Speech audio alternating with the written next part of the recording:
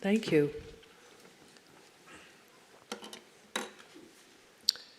It is a great honor to be speaking at the Prado. I thank you for inviting me. Thank you for coming. But I have to say, before starting, something a little bit apologetic. My lecture, which is on the topic of hesitation, deals partly with the painter Goya, and this audience is half full of people who know more about Goya than I ever will. So I would ask you to forgive me if the things I say about Goya seem unsophisticated or shallow. I am often unsophisticated and shallow, and I had to think through these issues of Goya in my own way, so that's how that is. This is a lecture on hesitation in 6 parts. As a lecture, it does not take a straightforward path. Instead, I propose contemplation of a certain dog. This dog, Goya's dog, a dog rendered by the Spanish painter Goya in 1819 or so. By contemplation, I mean something more intense than ordinary looking. There is a kind of attention that the German poet Rilke calls Einsehen, in-seeing, and that he practiced as a way of sharpening his own poetic vision. He describes this practice in a letter of 1914, saying, "Can you imagine with me how glorious it is to in-see a dog, for example, as you pass by it? And by in-see, I don't mean to look through, which is only a kind of human gymnastic that lets you come out immediately again on the other side of the dog. What I mean is let yourself precisely into the dog's center, the point from which it begins to be a dog, the place in it where God, as it were, would have sat down for a moment when the dog was finished in order to study it and say that it was good." Well, I wonder if we can find our way to this place of in-seeing Goya's dog. I think we might find it is a place of hesitation. And if I were God, I would wonder why that is the case. Where and how and why does Goya's dog hesitate? Part 1. At the start of pandemic time, in those days with no design, I was having trouble working. Although I had an assignment to translate a Sophoclean tragedy, and I was grateful to have been given this assignment, but the translation just would not get going. I made several starts, attempted different approaches, tried various voices. They all bored me. I was at a loss. Then Curry gave me a gift, a new desk for my workroom. He commissioned our woodworker friend John to make it using wood that we chose from sample blocks in John's studio and shaped according to Curry's and John's idea of the perfect desk. Unquestionably, it was the perfect desk. A very large, very lovely, 3 kinds of wood, round desk. Left alone with my new desk, I placed a chair, moved the chair, moved it again. Every position looked wrong. A round desk has no front or obvious orientation, like a snowstorm. I sat down anyway with a sensation of falling off the edge of the room and placed a pile of work in front of me. Then placed several other piles of work at different places around the circumference. You can be working on many things at once had been a selling point of the round desk. But all the piles of work looked wrong, untidy. I gathered the piles of work into a stack in front of me. That was impossible. Now the untidiness had moved inside my head. I could not take hold anywhere. The stack slid dangerously. I left the room. In the days that followed, I came to accept that work piled on a round desk never looks tidy, that chairs placed at a round desk always feel off balance, and that my own oft-quoted favorite advice from Gertrude Stein, act so there is no use in a center, was now taking its revenge on me. How serenely over the years I had offered this advice to anyone who asked me about beginnings or endings, or writer's block or method, never myself facing the real distress of having no act available, no idea, no glimmer, no place to start, no point of entry, no smell of warm blood, no altar in the church. I had not realized how much difference roundness would make. There was nothing to do but hesitate. The English verb to hesitate comes from the Latin verb haesitare, to stick fast, also used of people who stammer. To hesitate is to hold yourself fast or still in place on the brink of time. To stammer is to hold a sound fast by repeating it, as if that might also repeat the present moment. And here is an interesting incidental fact about Here's an interesting incidental fact that when the filmmaker Fellini was shooting his film Petronius Satyricon and wanted to convey the brokenness of our relation to the past of ancient Rome, he deliberately made a badly dubbed soundtrack so that the actors' mouths do not align with the sounds they are expressing. Time stammers. Part 2. In 1792, the painter Goya became suddenly and profoundly deaf, for reasons about which experts disagree. Nonetheless, he continued to work and made himself into the foremost court painter of his time. Then, in 1819, he moved to a house on the outskirts of Madrid called Quinta del Sordo, the House of the Deaf Man, and here he made 14 paintings. People call these the black paintings, possibly because they use lots of black pigment, or because some of them treat horrifying subject matter, or because Goya suffered from melancholia at the time. The dog we are contemplating is one of the subjects of the black paintings, which, for reasons known only to Goya, were painted directly on the walls of his house, not on canvas, and also, for reasons known only to Goya, painted on top of other murals that were already there. When he departed the house in 1823, the paintings remained on the walls. Ownership of the house was transferred at this time to Goya's grandson, who sold it to a French banker who had the black paintings peeled off the walls of the house in order to sell them. Instead, he ended up donating them to the Spanish state, who placed them in the Prado. Before removal from the walls, the black paintings were photographed, and we will return in Part 5 to these very important photographs. Meanwhile, the process of removal and photography revealed very different artwork underneath the black paintings. Here were happy bucolic scenes in bright colors. Goya evidently had had a serious hesitation or a change of mood in between the two layers of work. One wonders why. Was he bored? Was he disenchanted with his function in the art world? Did he not want to spend any more money on canvas? Or was he fed up with the post-Napoleonic world of endless warfare and possibly with Napoleon himself? So far as we know, Goya did not have a dog. So far as we know, Napoleon did not have a dog either, although he did have a deep and difficult relationship with his wife's dog, Fortune, who liked to sleep on Josephine's bed in place of Napoleon.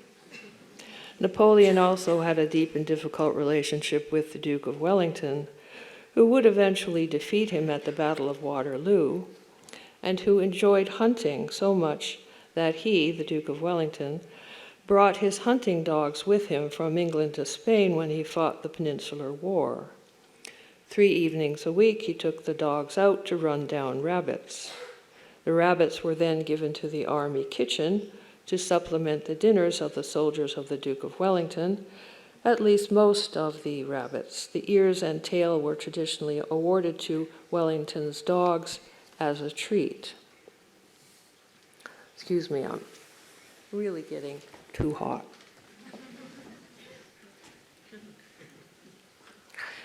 None of this latter information about Napoleon, Wellington, and their dogs has any bearing on our topic, which is hesitation, but I have retained it here as evidence of how much difference roundness makes, how it can get caught in your head and change your thinking. A round desk has no up or down, no north or west, no linearity, no logic. I've heard of a theory endorsed by the poet Rilke in Letters to Friends, that the stone of great cathedrals is changed over the centuries by organ music from within the church, shaping it into new vaults and arches overhead. I was at first inclined to dismiss this as a crackpot idea of Rilke's, but then found myself confessing how the roundness of the round desk had got into my head and changed my thinking, and I had to hesitate. I cannot resist offering one more instance of round thinking, namely, that when Napoleon became emperor, he passed a law making it illegal to name your dog Napoleon. Part 3. I was sitting at the round desk one day thinking about thinking when a chipmunk ran past the window outside. A chipmunk, as you may know, is a small striped rodent with an exuberant manner and a short lifespan. A chipmunk's heart beats very fast. Its movement is by running or bouncing. It has very tiny hands. Chipmunks live mainly in North America and Siberia. They are valued in the region of North America where I live, which is plagued in summer by a tiny insect called a tick, because chipmunks eat ticks. And so I came round in my thinking to the tick that was kept alive in a laboratory for 18 years without nourishment by a zoologist named Jacob von Wexkull. For 18 years, the tick hesitated between life and death.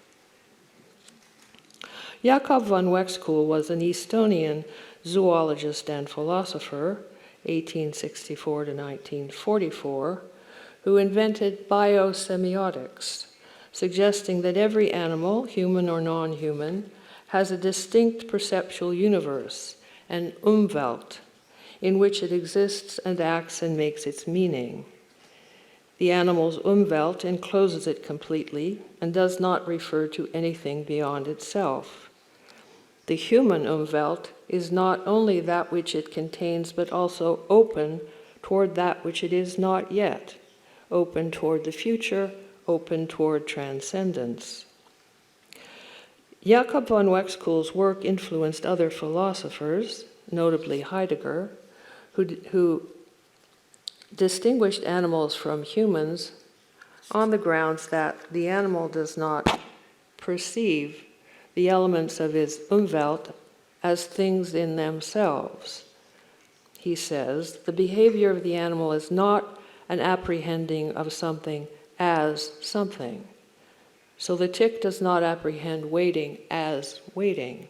It simply has no aim in life except to wait for a smell of warm blood to pass nearby, then drop down and drink blood. A tick has no sense of world or self or anything except the smell of warm blood.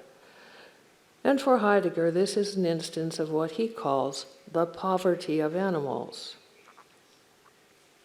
Jacob von Wexkull sees the same situation less negatively. For him, the tick and the warm blood are two elements of a single musical score, a giant musical score in which everything in the cosmos participates. What he calls this is attunement. You might find his musical creationism quaint or romantic, but it does remind us to look at life in terms of wholeness, perception, and purpose. Biologists nowadays understand life as a thermodynamic process in which complex systems harmonize to achieve equilibrium. Jacob van Wexkull seems to be moving toward the same vision by a different path when he celebrates the subjectivity of non-human beings as a pattern of attunement. Is the tick, he asks, a machine or a machine operator? Other biologists see animal action as a matter of reflex, a transfer of stimuli by electrical impulse. But, says Jacob van Wexkull, a stimulus has to be noticed by the subject. This sort of noticing, or attunement, is something I witnessed once in a different context, in church, actually, in the spectacle of a truly religious person. This person came into church late, a messed up looking guy with strange haircut and fantastic overcoat. He fumbled his way to a pew, anxieties all around him in a sort of swarm. Then he caught sight of the altar, and he attuned. He was loose, then he attuned. His whole body straining forward at an angle, as if every molecule in him wanted to merge with the altar, and would have done so except for this incidental barrier of body that kept them separate. All his anxieties moved forward into this one single faith and single longing. The poet Rilke might have said that the man was in-seeing the altar. It is interesting to speculate on whether Rilke and Jacob van Wexkull ever had a conversation about their concepts of attunement, noticing, and in-seeing, for the two men knew each other quite well. Jacob van Wexkull's mother-in-law was one of Rilke's wealthiest patrons. And we will return in part 4 to this provocative relationship. But first, let me suggest a link between religiosity and hesitation. For some people, to pray is to hesitate, and to hesitate is to pray. One such person was Sappho, a Greek poet of the 7th century BC who lived in a culture saturated by gods and religious awareness. The following poem is the oldest written testimony we have to Sappho's verse. It's a formal hymn of invocation to the god Aphrodite, calling her to come from the island of Crete, where she lives, to a sacred grove on Lesbos, where Sappho lives. It says, "Hear to me from Crete to this holy temple, where is your graceful grove of apple trees and altars smoking with frankincense, and in it cold water makes a clear sound through apple branches. And with roses the whole place is shadowed, and down from radiant shaking leaves sleep comes dropping. And in it a horse meadow has come into bloom with spring flowers, and breezes like honey are blowing. In this place, you, Cuprous, taking up in gold cups delicately, nectar mingled with festivities, pour." Everything in this poem is waiting. Animation is suspended. The first word is an adverb, meaning here, hither, to this place. An adverb usually followed by some imperative verb, like come or go. But in this case, the imperative doesn't arrive until the very last word of the poem, pour. By implication, the god Aphrodite arrives at the same moment. Until then, the sacred grove and the poem vibrate with the lack of her. And at the center of this vibration is a dropping down of sleep. From the Greek word koma, this koma is a rare and weird word, used in the medical text of that lethargy we still call a coma, and turning up in poetry always with connotations of another world. Coma partakes of the timeless time of divinity. Yet this poem is set in the human present tense, grammatically speaking, the tense of hesitation. Stylistically speaking, the poem is constructed as a ring composition, an ABA structure, whereby the poet comes round at the end in a sort of circle to the same thing that was placed at the beginning, framing a difference in the middle. Ring composition is an elegant and reassuring compositional device, famously practiced by Homer in his Odyssey. To read the Odyssey is to follow Odysseus round and round the many rings of his fictions of self.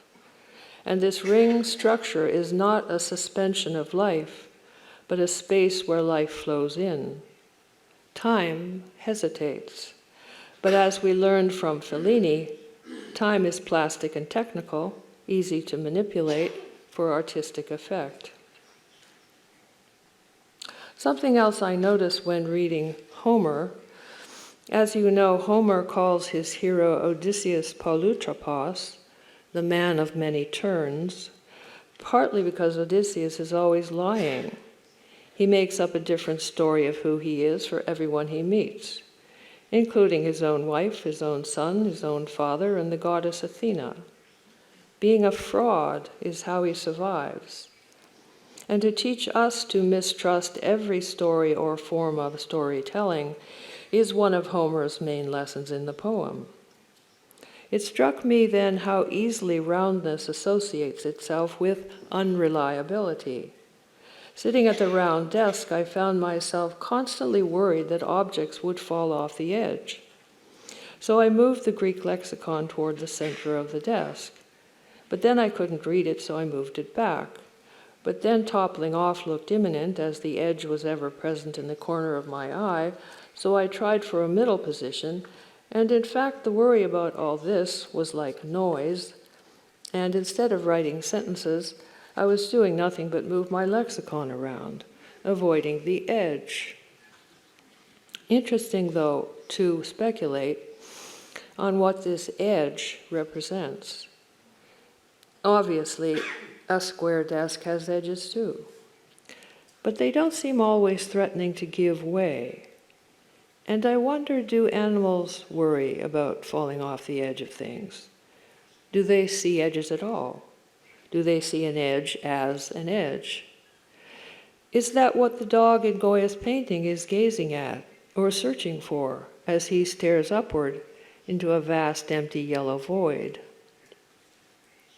And then it struck me how that vast empty yellow void has something pre-Socratic about it. The pre-Socratics, as you know, were those philosophers of antiquity, before Plato, who sought to discover what single substance constitutes the world. Water, said one. Fire, said another. Air, said a third. But it was the Milesian thinker Anaximander who identified the essential and original substance as something he called to apeiron, which means the unbounded or the boundless, the thing with no edges. Anaximander was very concerned with the edges of everything, both in space and time. He was the first person to make a map of the world. He also mapped constellations in the sky, and he invented the gnomon, or sundial.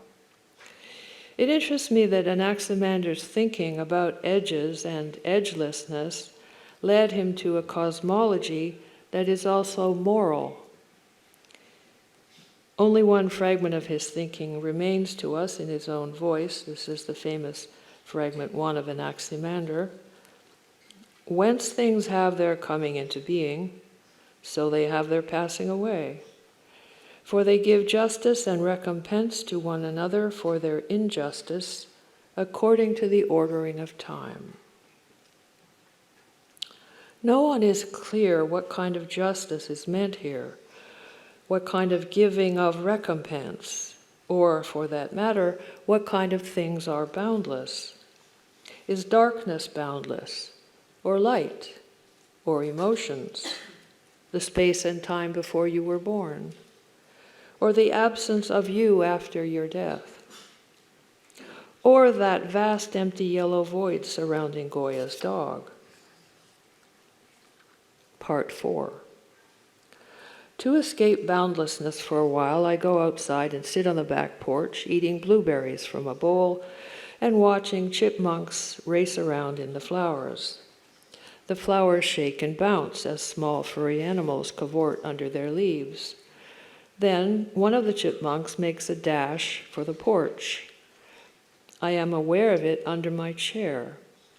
I can't see it, but I can feel its tiny hesitation, like a pulse. I drop a blueberry. The chipmunk leaps on it. Grasping the blueberry in its very tiny hands, it begins that particular staccato chipmunk chewing action, back and forth, back and forth, back and forth, like a manual typewriter. Soon the blueberry is gone. I drop another. Soon that too is gone. The chipmunk sits upright and looks at me.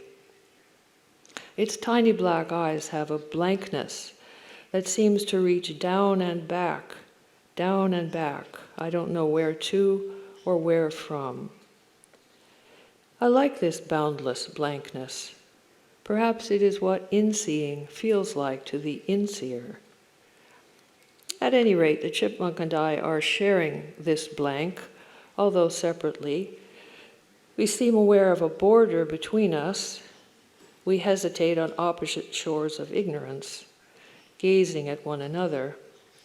During the gaze, time is forgotten, and when we return to time, there is a dislocation in it, a jump cut, a sort of stammer, as on Fellini's bad soundtrack. I drop a third blueberry for the chipmunk. The chipmunk ignores it and dashes away. Had there been a moment of attunement between us? Had one of us failed it? This might be the right place to consult one of the most celebrated poetic philosophical texts on the topic of attunement between humans and animals. Rilke's Eighth Duino Elegy begins with the following description of the difference between the two. With all their eyes, animals look into the open. Only our eyes are turned backward and surround them like traps as they emerge into freedom. What is outside we know only from the animal's gaze. What Rilke means by the open here seems to be the world itself, that is, the world unmediated by all the names, categories, and thinking that humans impose upon it, their arrogance of concepts. The animal's degree of consciousness, Rilke says in a letter of 1926, is such that it comes into the world without at every moment setting the world over against itself, as we do. The animal is in the world, we stand in front of the world because of the particular turn that our consciousness has taken. And never, Rilke says later in the poem, never, not for a single day, do we humans have before us that pure space into which flowers endlessly open. He goes on to praise also the life of insects, which he sees as enjoying a particularly pure immersion in this thing he calls the open. These are the relevant verses. O bliss of the tiny creature which remains forever inside the womb that was its shelter, joy of the mosquito which still within leaps up. Well, most readers of Rilke's Eighth Duino Elegy find this mosquito passage a curious or awkward addition to the poem. However, as we mentioned above, Rilke and Jacob von Wexkull were related by marriage and friendship, and it is said that the poet and the zoologist went on walks together. So I wonder if, on their walks, Jacob von Wexkull ever brought Rilke round to his lab and had him pause before the cage containing the world's most patient tick. Part 5. So another day, I'm sitting on the back porch wondering about Rilke and the tick. I am again entertaining the chipmunk who sits in front of my chair, forcefully typewritering back and forth on a blueberry. One difference, today the chipmunk is fixing me with its boundless gaze while continuing to chew its blueberry. And suddenly the comradeliness of the whole scenario stirs a question. What if, suddenly by some apocalyptic mischance, the chipmunk and I found ourselves alone on the planet? How would we regard one another? How would we organize our days? Would we share blueberries? Would we reassume the power relation that has obtained between humans and animals since time began, and which seems to replicate itself endlessly in the power relation between social classes, between races, between sane and insane, between people who look good on Instagram and people who don't? Or instead, might we hesitate a moment and reimagine all that? Speculation of this kind seems foolish or empty until you meet someone who has lived its terms. Such a person is the anthropologist Nastasia Martin. Nastasia Martin, who wrote a book about this called The Eye of the Wild, was hiking down a glacier in Siberia when she literally ran into a bear.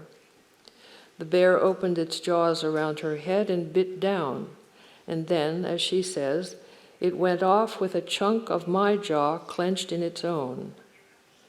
Many reconstructive surgeries later, she still never uses the word attack of this encounter, but describes it as a meeting, an implosion of boundaries, a melding of forms, or even in one place, the bear's kiss. She speaks, in fact, here's a quote, of the bear's kiss on my face, the bear's teeth closing over me, my jaw cracking, my skull cracking, the darkness inside his mouth, the moist heat and pressure of his breath, as the most intimate experience she had ever had. She understands this experience as one of transformation, not destruction, and she speaks of herself and the bear as twin souls. A Siberian word, medka, becomes her designation for herself. It means she who lives between the worlds.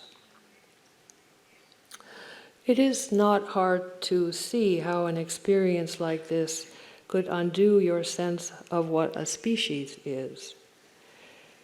Our bodies, she says of herself and the bear, our bodies were commingled. There was that incomprehensible us, the us which I confusedly sense comes from somewhere else. This is more than in-seeing, it is in-being. Yet she also calls her encounter a negotiation. She is someone hesitating on a boundary. Pondering the long aftermath of her encounter with the bear, she speaks of how to survive without what has been deposited in the other's body, as if she and the bear had had an exchange of gifts between them. The bear's gift, I suppose, was to let her stay alive. I'm not sure what Nastasia gave the bear.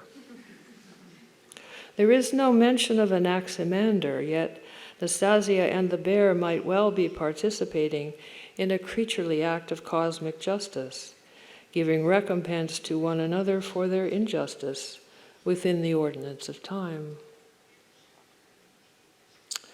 Returning now to the creature with whom we began, the dog of Goya.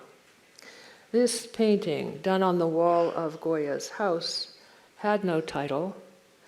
You might see it called Drowning Dog in some books or articles, but this is an invention by somebody wishing to give the dog a narrative.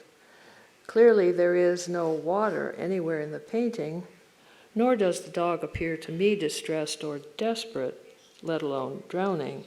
He is simply attentive. He is caught in that moment of hesitation that dominates a dog's day, the moment of noticing what's coming over the horizon. This is arguably also the moment that dominates an artist's day, noticing.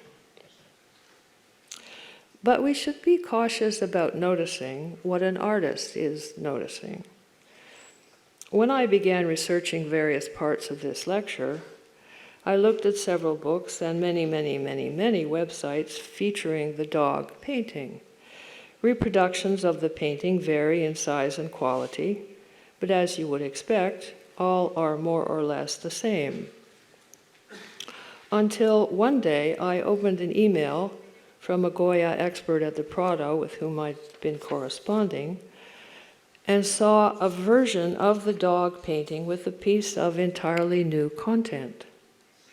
Suddenly there were two birds flying high in the sky in the upper right quadrant of the picture.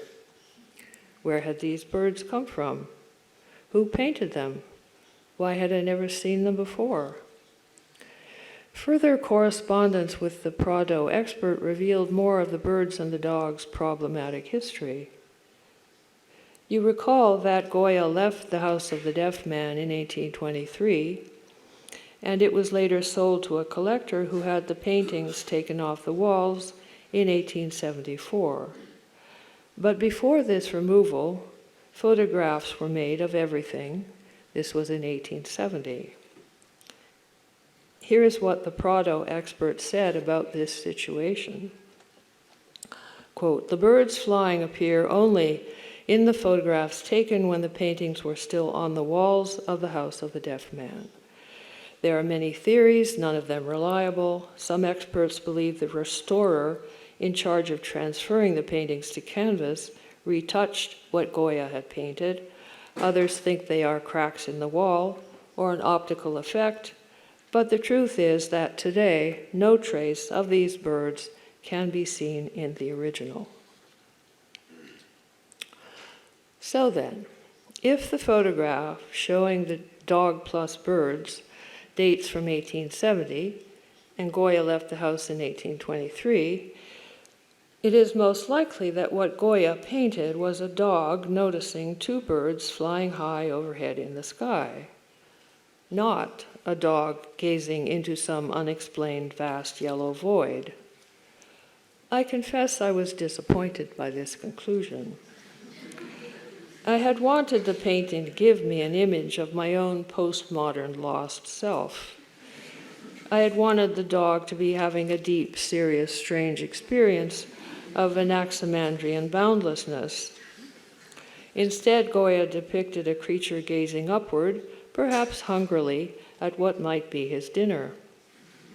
It surprises me even now how much difference the birds make to the picture. I know this cannot be the case, but it seems as if the dog's eyes actually swivel upward to fix on the birds as they fly. And without the birds, the dog's gaze is straight out into the open. Seeing becomes einsehen. Part 6. Me again, sitting on the back porch, on my chair, blueberries in a bowl, no chipmunk in sight. Eventually I get bored. I take a large, fat, shiny blueberry from my bowl, place it on my chair, and go back inside. Later that night, gathering laundry from the porch, I notice the blueberry is gone. Oh, good, I think. Humans and non-humans in a moment of attunement. If I were Nastasia Martin, I might speak of the interpermeability of two souls, the entanglement of ontologies, the dialogue between worlds. Or maybe I wouldn't. Next day comes a surprise. Crossing the porch, I notice something on my chair. I go closer and see it is a single, large, fat, shiny blueberry, just sitting there. Was it the same blueberry? Had the blueberry been returned, rejected, given in recompense? Was this perhaps a chipmunk joke? I'm still thinking about it. What mystifies can often be explained away. Still, there it is. To sum up, in the end is ignorance. I have been wrong about a number of things, among them the inner life of animals, including Goya's dog and the chipmunk on my porch.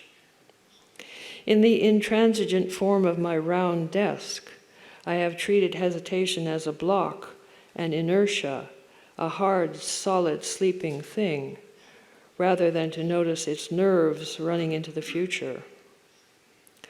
I have studied and admired poets like Sappho and Rilke, who each in their way take a posture of prayer towards creatures and creation.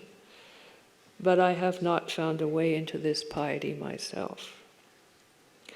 As a human being facing the stubborn consciousness of animals, facing the mysterious consciousness of the round desk, I remain, to paraphrase Rilke, a guest who has turned up late at the party, speaking a different language.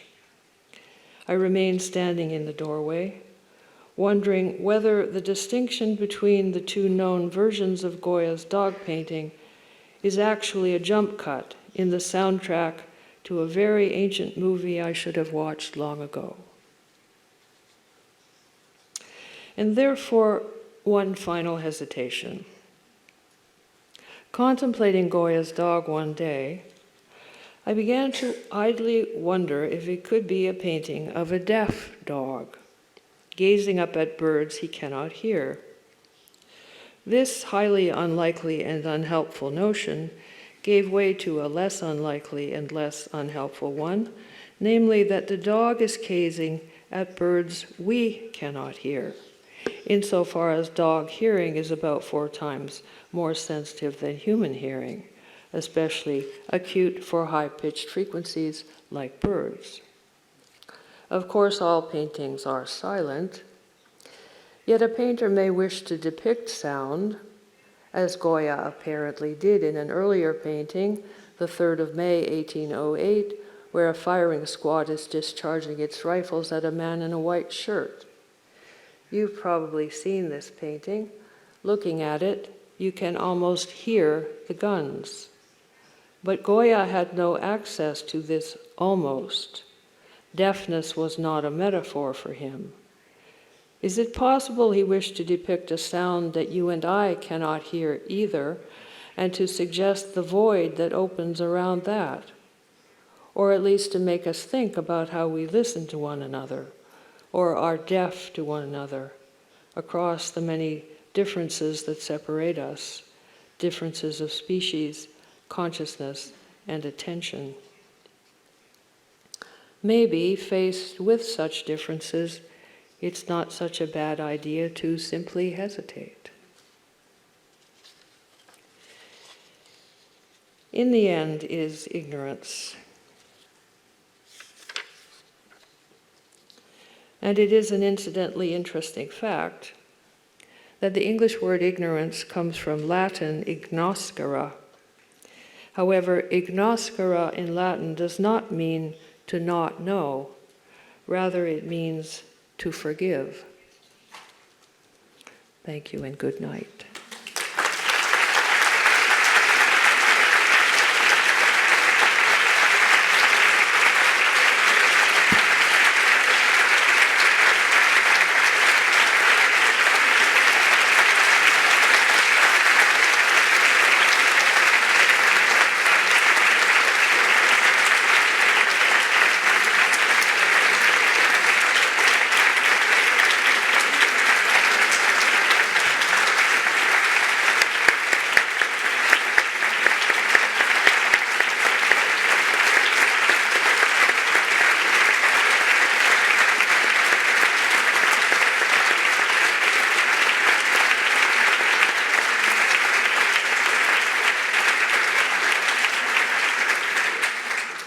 I could do an encore, another lecture. If you don't want that, you better be quiet.